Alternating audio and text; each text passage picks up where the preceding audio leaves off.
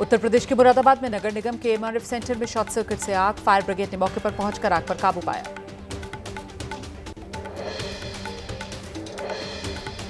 हरियाणा के करनाल में navy lieutenant विनय नरवाल की श्रद्धांजलि सभा, पत्नी हिमांशी और दादा ने श्रद्धांजलि देकर विनय की तस्वीर को सैल्यूट किया। पहलगाम हमले से पहले खुफिया एजेंसियों ने पर्यटकों को निशाना बनाए जाने की जताई थी आशंका। 2 हफ्ते तक तलाशी अभियान चला था। हमले के दिन बंद हुआ था ऑपरेशन।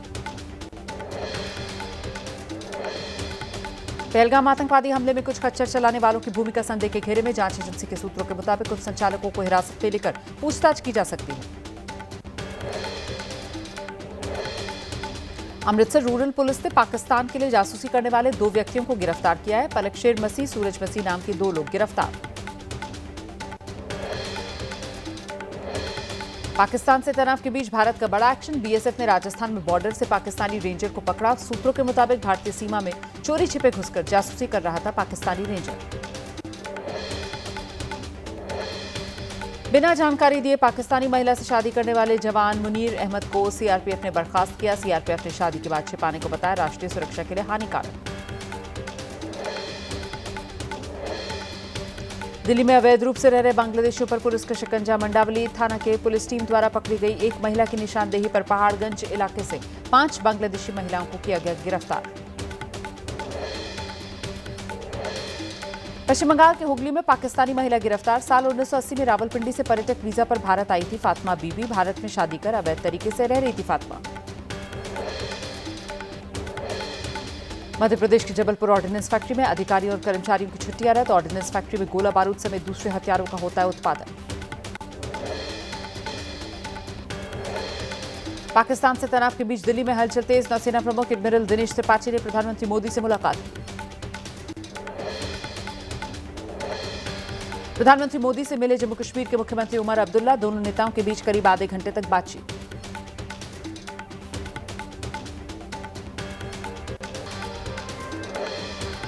दिल्ली में पहलगाम हमले के विरोध में जमीयत उलमाए हिंद हजरत मौलाना सैयद अरशद मदनी ने पाकिस्तान की निंदा की। आतंक के खिलाफ केंद्र सरकार द्वारा उठाए जा रहे कदम का समर्थन। भारतीय व्यापारियों ने पाकिस्तान के साथ व्यापार बंद करने के फैसले का स्वागत किया। जम्मू ट्रेडर्स फेडरेशन ने कहा इससे पाकिस्तान को भारी नुकसान होगा।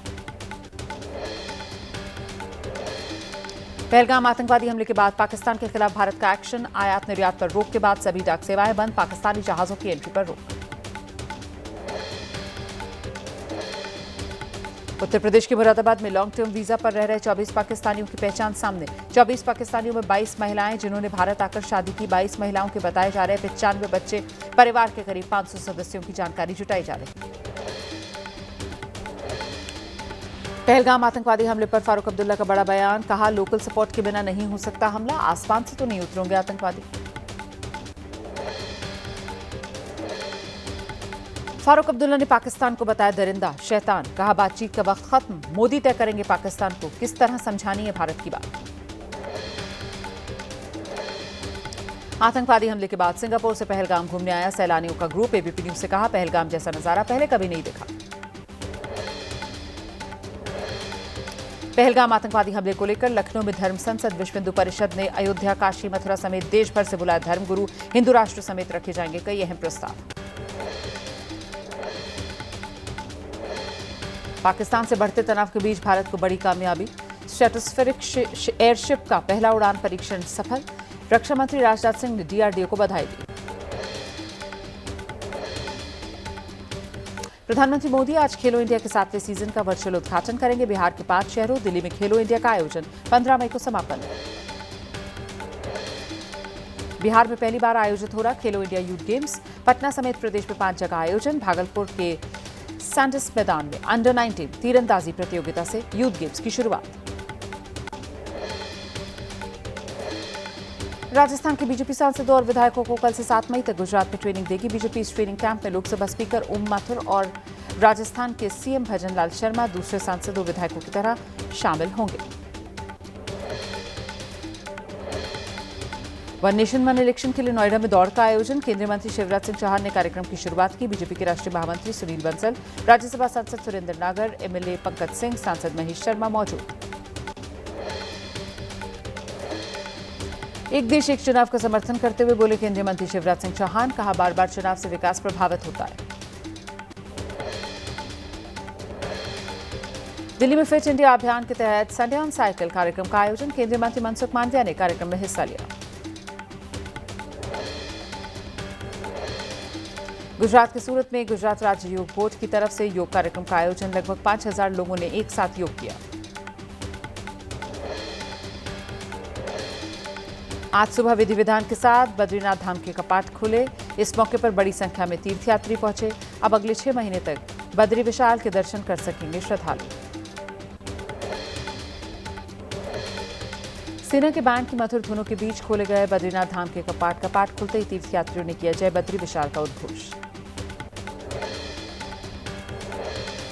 कपाट खुलने पर मुख्यमंत्री पुष्कर सिंह धामी श्री बद्रीनाथ धाम पहुंचे। गार्ड ऑफ ऑनर के बाद सीएम ने मंदिर में पूजा अर्चना की। गंगा सप्तमी पर वाराणसी के ललिता घाट पर लोगों ने गंगा की पूजा अर्चना की। मान्यता है आज के ही दिन मां गंगा का स्वर्ग से पृथ्वी पर अवतरण हुआ था। श्रीनगर से हज यात्रियों का पहला जत्था मक्का के लिए रवाना। दूसरा जत्था 7 मई को जाएगा। हज प्रस्थान की पूरी प्रक्रिया 15 मई तक चलेगी। लखनऊ में सीएम योगी ने अपने आवास पर लगाया जनता दर्शन। कई जिलों से आए फरियादियों की समस्याएं सुनी। अधिकारियों को जल्द से जल्द समस्या दूर करने के निर्देश।